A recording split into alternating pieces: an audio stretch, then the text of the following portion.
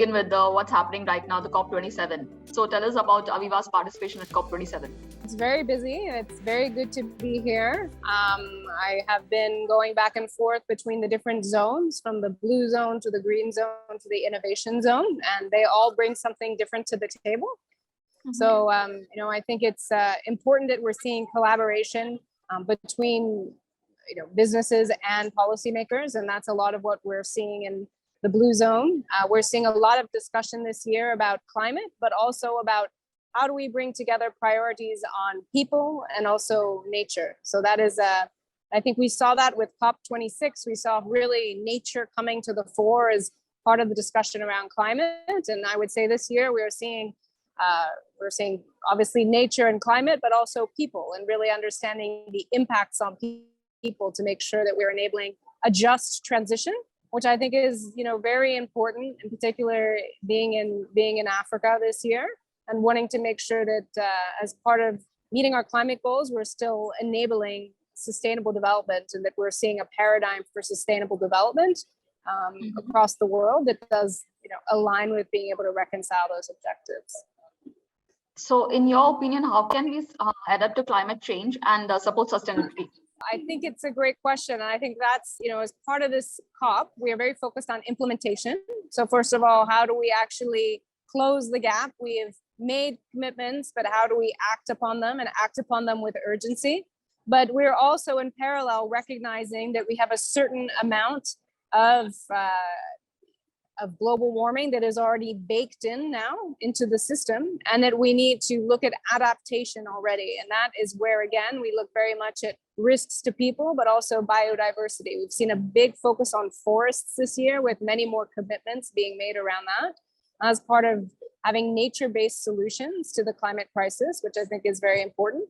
And very often those also come with livelihood benefits. So, I think you're seeing, again, a lot of discussion around these topics, but also discussion around technology.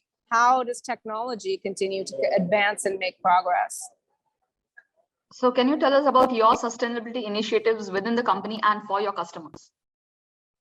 Absolutely. So, one of the reasons that we are here is that we are part of we've made a number of commitments ourselves. So, for example, we've set ambitious climate mitigation goals aligned to keeping global warming to 1.5 degrees by 2050 against pre-industrial levels. And that's our net zero commitment. We've had that commitment validated by the Science Based Targets Initiative. So we've had a third party look at our initiative look at our targets to understand that they're credible. We had to go through a rigorous process for that. And we want to help other companies make that leap, understand what's involved. So one of the activities that we are doing here is talking about our experience, encouraging other companies who might, again, not be the largest companies, but smaller companies too, to help them understand that they need to take action themselves, but also to show that technology, as a technology company, we are part of the solution. So we have a role to play in climate mitigation from our own footprint, and we're actively working on that, but also that working through our customers, we are helping to make progress on addressing the climate crisis. And we do that through a number of ways, right? So first of all, through our focus on energy efficiency, we enable all industries to be more efficient from their energy consumption, but also from their use of water, from their use of waste. And we think that is very important in making progress.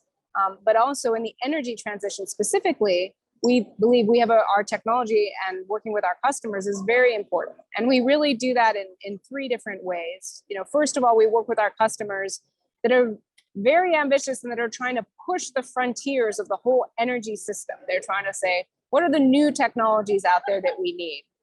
And that's very often clean hydrogen, but it's also carbon capture and storage. Even in, we see an opportunity because we have a lot of engineering suites, and what they do is they really help bring down the cost of some of these prototype solutions. And you have to reduce cost if you're going to be able to scale them successfully. And we're very encouraged by the discussions that we have with companies globally, but obviously companies based in Africa, but companies based in the Middle East, but they want to move towards solutions like carbon capture and storage, but also, green hydrogen or clean hydrogen increasingly. We also work with customers through the area of accelerating the technologies that are already available. So that's really around renewables and advanced biofuels as well. How can we help to accelerate the technology that's already here? Because we need that as well, and we need to deploy it quite rapidly.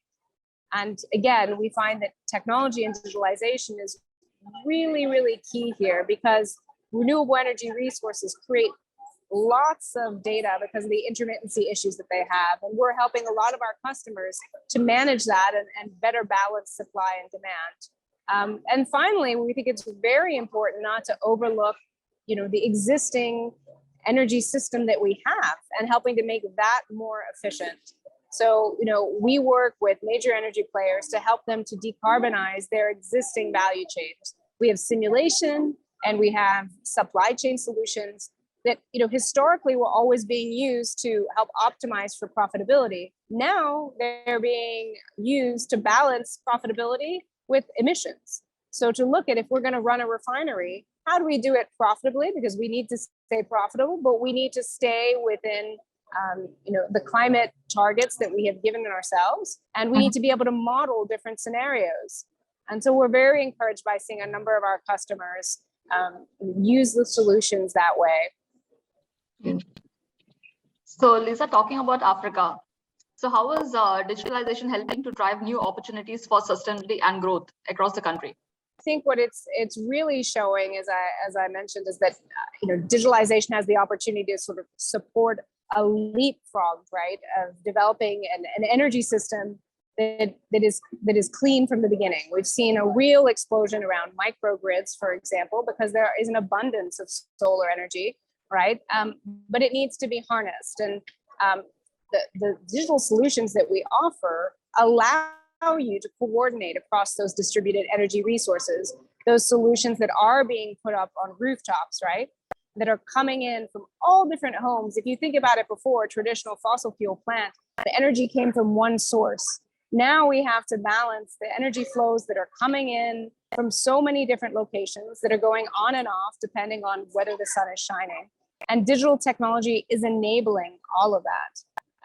But we're also seeing it being used to drive innovation of renewables at scale. So for example, the Senanur thermo-solar power plant in Morocco, which is the largest solar power plant in the world. It's 2 million mirrors on the area that's about the size of, the capital of Angola, Luanda.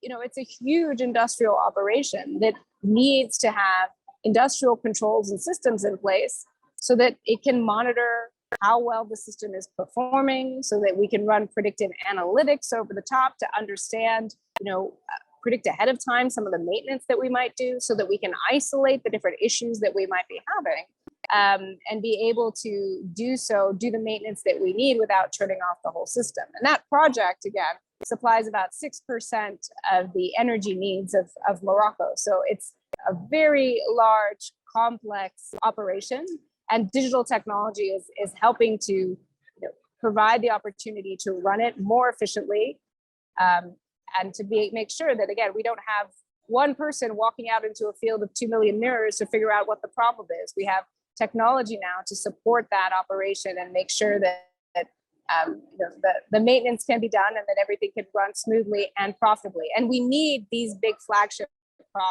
projects to be profitable, so that they can provide inspiration for other regions. And they are. We've seen a number of other similar thermosolar plants in Dubai and China and other places take inspiration from what's happening here in Africa, as that example. So going forward, what are Aveva's plans for the year 2023? So from our perspective, we are continuing to focus on, obviously, our own climate commitments and making sure that they're credible. So we've already done a reduction of our own footprint on our scope 1 and scope 2 emissions. We're at 89% of our baseline from 2020. We've powered all of our offices, as an example, from renewable energy. We also have made a commitment to electrify our car fleet, and we're taking those actions. But we are also, looking at the impacts of our software solutions. So we're even looking at when our customers run our software, how can we make sure that it runs as efficiently as possible? So we've been bench testing our software to make it efficient. And we've also been joining coalitions, like we're a member of the Green Software Foundation, because we want to understand, we want to help contribute to standards around green tech in the first place. So I think that's very important. But we're also working increasingly with our customers. Again, we've set up a sustainability center of excellence to try and bring together all of the functions from R&D to our services teams to marketing and sales to really understand how we can accelerate the deployment of the solutions that we have sustainability benefits. And we're working with our customers as well to actually measure some of the benefits that our solutions allow them to deliver from a sustainability perspective.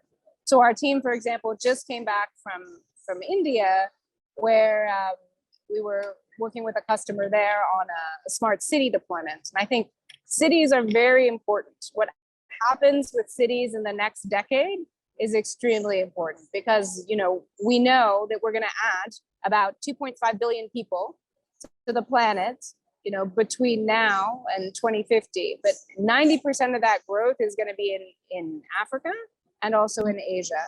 And we're going to see a massive ramp up in urbanization. I think it's about 55% of the global population. It will be about 68% by then.